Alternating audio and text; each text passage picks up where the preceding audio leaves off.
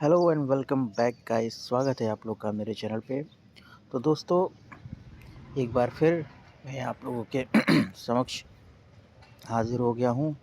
जैसा कि मैंने पिछले वीडियो में आप लोगों को एनिमल फिजियोलॉजी के बारे में थोड़ा सा ब्रीफ इंट्रोडक्शन दे दिया था। एनिमल फिजियोलॉजी के अंदर सबसे पहला टॉपिक हम लोग जो सॉरी एक सेकंड तो एनिमल फिजियोलॉजी के अंदर हम लोग जो सबसे पहला टॉपिक स्टार्ट करने वाले हैं, डाइजेशन। दोस्तों, ये video BSc paper third second year students के लिए बहुत ही ज़्यादा यूज़फुल होगा। और अगर जो बच्चे क्लास 11th या 12th में हैं, वो भी डाइजेशन का टॉपिक रिवाइज़ करना चाहते हैं, पढ़ना चाहते हैं, तो पढ़ सकते हैं। ठीक है, बट मैं सजेस्ट करूँगा कि वो अपने क्लास लेवल जो है उसके हिसाब से वीडियो सर्च करके पढ़े। ठीक है दोस्तों, इस फ्लो चार्ट में मैंने आप लोगों को समझाया था कि कौन कौन से टॉपिक या पॉइंट्स हम लोग पढ़ेंगे। देखिए दोस्तों, मेरा जो मेन मकसद है, जैसा कि मैंने प्रॉमिस किया था कि मैं नेक्स्ट वीडियो में अच्छे से टॉपिक पर एक एक पॉइंट पर नोट्स बनाया आप लोगों के समझ लेके आऊँगा। मैं लेके आया हूँ। चाहे तो आप जैसा लिखा है वैसे भी ऐड कर सकते हैं अपनी नोटबुक में, या फिर आप मेरी वीडियो को देखने के बाद मेरे नोट्स को एज ए एग्ज़ाम्पल लेकर बुक से और चीज़ें सर्च करके उसमें ऐड ऑन कर सकते हैं। मेरी तरफ से चीज़ें जितनी हो सकती हैं, जितनी आप लोगों के लिए आसान में बना सकूं, मैं कोशिश करता रहूँगा। ठीक है, तो आते हैं अपने टॉपिक पर। तो चलिए, सबसे पहले मैं आप लोगों को थोड़ा सा रिकॉल कर देता हूँ कि क्या मैं पढ़ा रहा था। अगर आपको देखना है तो पिछला वीडियो देख लेंगे, अच्छे से रिलेट कर पाएंगे। फिर भी मैं आपको एक बार रिकॉल करता हूँ। ठीक है, मैंने बताया था कि डाइजेशन मेनली दो प्रकार के होते हैं। एक होते हैं इंटरसेलुलर और एक होते हैं इंट्रासेलुलर। ठीक है, तो डाइजेशन दो प्रकार के कैसे हुए? एनिमल्स के बेसिस पे हम लोगों ने एनिमल्स के बेसिस पे डाइजेशन जो फंक्शन है उसको डिवाइड कर दिया। जो लोअर ऑर्गेनिज्म होते हैं उसमें इंट्रासेलुलर डाइजेशन होता है, और जो हायर एनिमल एडवांस टाइप के होते हैं उनमें ज़्यादातर इंटरसेलुलर डाइजेशन देखने को मिलता है। ठीक है, तो आइए बिना समय को वेस्ट किए हम लोग आगे बढ़ते हैं। तो सबसे पहला आप अपनी कॉपी में हेडिंग डाल लीजिए कि डाइजेशन क्या होता है। ठीक, उसके बारे में मैं आप लोगों को समझाने वाला हूँ। तो देखिए,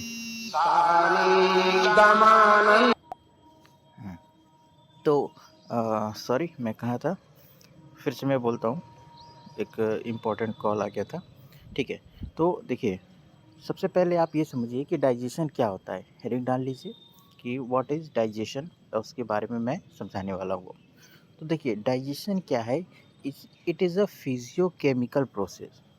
फिजियोकेमिकल मतलब ये भौतिक और रासायनिक क्रिया का एक मिश्रण फंक्शन है, जो कि फिजिकली और केमिकली दोनों परफॉर्म होता है। इसमें होता क्या है कि लार्ज कॉम्प्लेक्स अनसॉल्युबल पार्टिकल को, फूड पार्टिकल को सॉल्युबल एब्जॉर्बेबल फॉर्म में कन्वर्ट किया जाता है। ठीक है दोस्तों, देखिए, मैं जो बोल रहा हूँ ना, अगर आप किसी को समझाने जाएंगे तो इस वे में ही समझाएंगे। ज़रूरी नहीं कि जो लिखा होता है, जिस तरीके से आप लिख रहे होते हो, कॉपी में नोट्स बना रहे हो, उस तरीके से आप पॉसिबल नहीं है कि सबको समझा पाओ या हर जगह एक्सप्लेन कर पाओ। वो पॉइंट वाइज लिखने के लिए काफ़ी है, लेकिन मैं जैसे बोल रहा हूँ ना, तो आप मेरे साथ बोल बोल के प्रैक्टिस किया करिए। ठीक है, तो रिपीट करिए कि क्या होता है डाइजेशन। डाइजेशन क्या है? ये एक फिजियोकेमिकल प्रोसेस है जिसमें लार्ज कॉम्प्लेक्स फूड पार्टिकल को सॉल्युबल एब्जॉर्बेबल फॉर्म में कन्वर्ट किया जाता है। ठीक है, इसमें मेनली हाइड्रोलिटिक एंजाइम्स जो होते हैं इम्पॉर्टेंट रोल प्ले करते हैं। ठीक है, और डाइजेस्टिव सिस्टम, साथ साथ में एसोसिएटेड ग्लैंड्स जो होते हैं वो पूरा फंक्शन परफॉर्म करते हैं।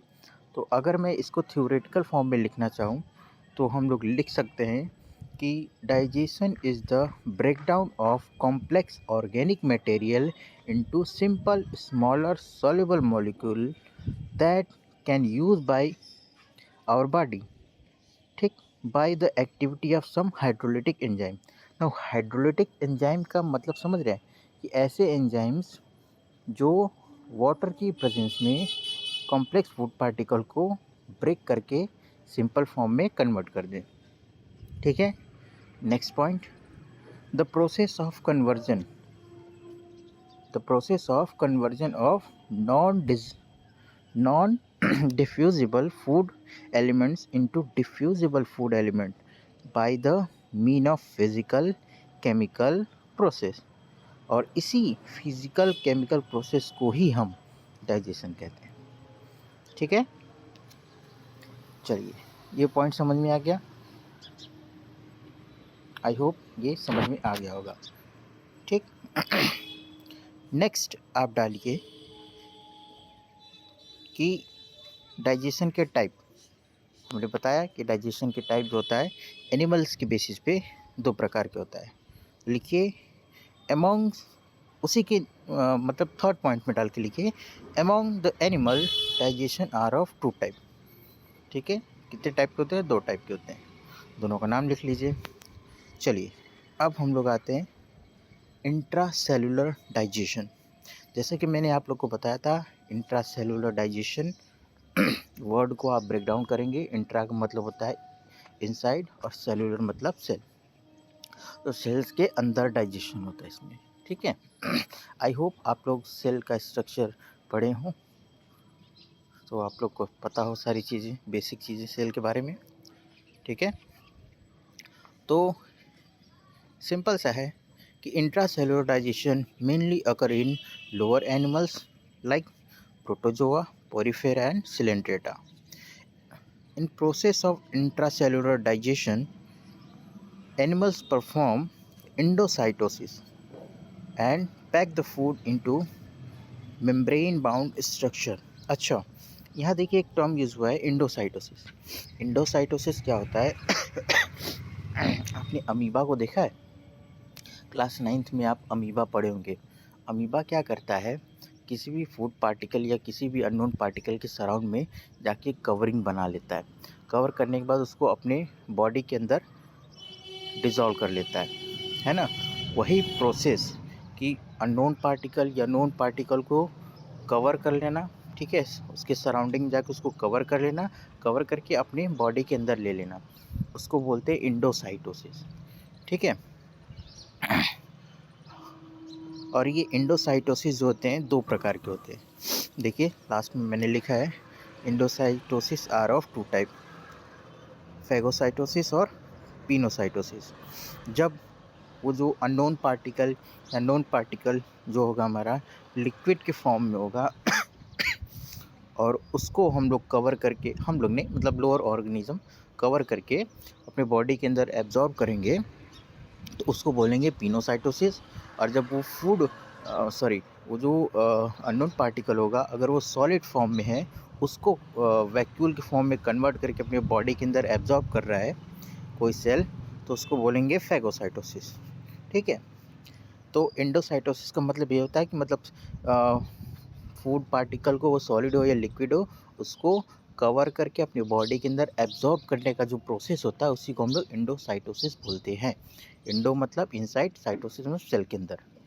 ठीक, आइए आगे पढ़ते हैं।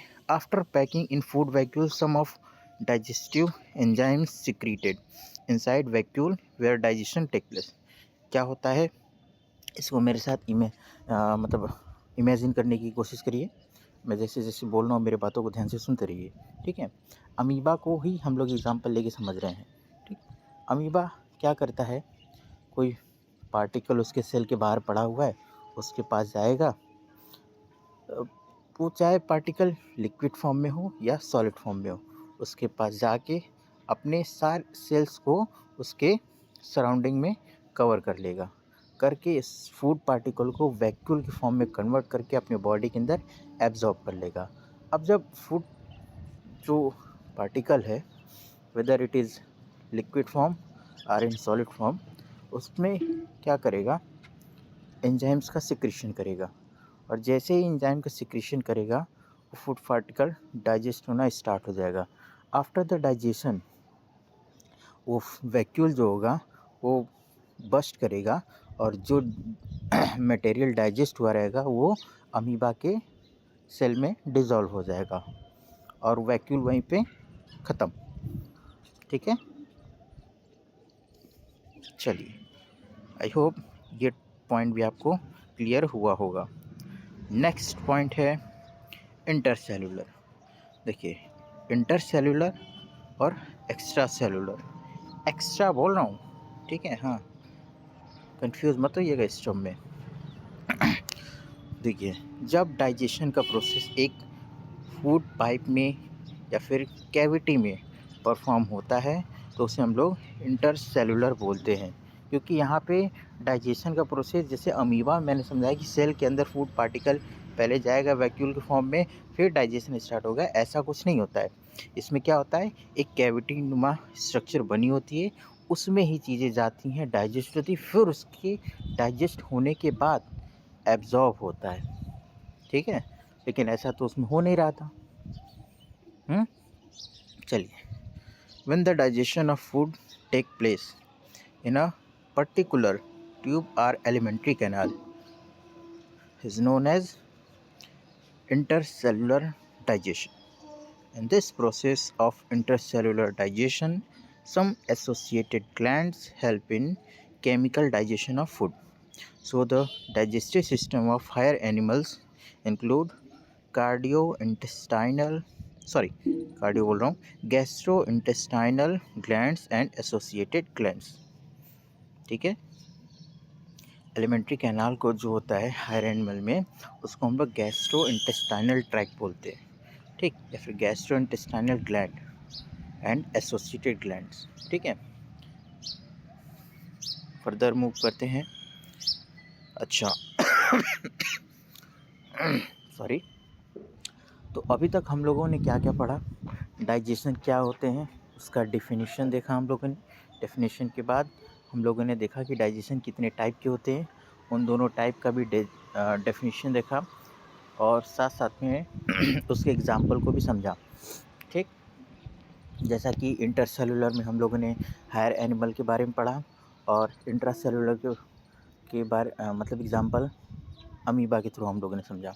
ठीक, अब एक पॉइंट आता है कि कौन कौन से इवेंट्स होते हैं डाइजेशन के दौरान, जो प्रोसेस होता है डाइजेशन का उसके दौरान कौन कौन से इवेंट्स होते हैं। ठीक है, तो टोटल 6 इवेंट्स होते हैं। नोट करिए, ingestion, secretion, mixing, digestion, absorption और डेफिकेशन। रिपीट करिए मेरे साथ, ingestion, secretion, mixing, digestion, absorption और डेफिकेशन।